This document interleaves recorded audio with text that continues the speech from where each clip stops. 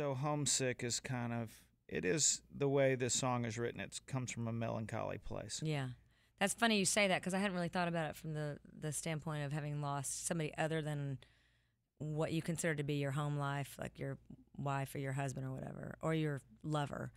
Whoever it is that represents home, the fact that they just, at a certain point, they can't stay while you're gone, or the fact that things break down. I'm a person that has been on the road now for over 20 years, and I'm single.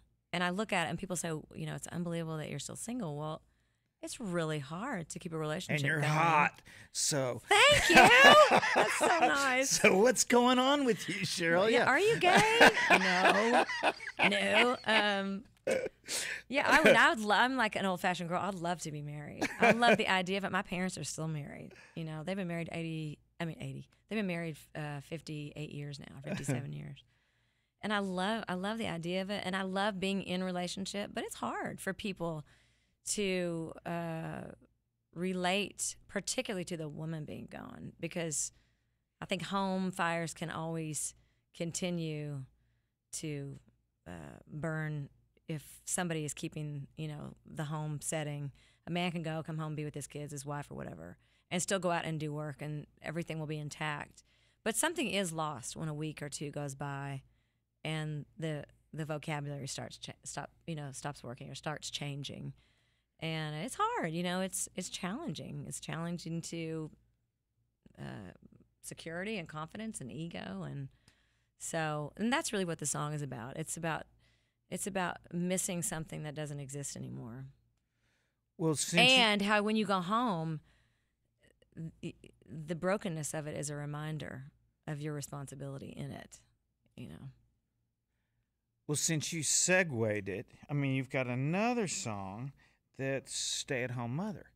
Yeah. And so, well, I mean, and it's not like your whole record is about this. There's plenty of fun and games that we'll get into, Yeah. but you know, you're there, and you have two young adopted sons, Mm-hmm. and you said something earlier when we were just chatting that was really funny, that you go to play the piano or something, and they tell you no. No, don't play. No playing.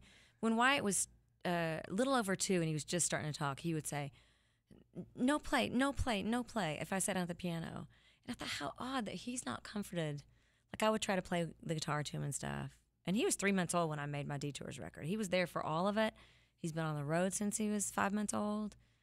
I realized that it's not comforting to him. It's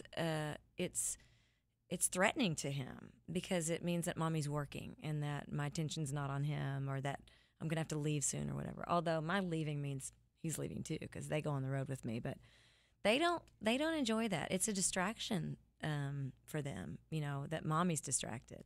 So it's not comforting to them. It's interesting. I love the story about Carl Smith and his family thinking that he worked for the airlines, you know. I think that's even better than music's taking our dad away, you know. Yeah.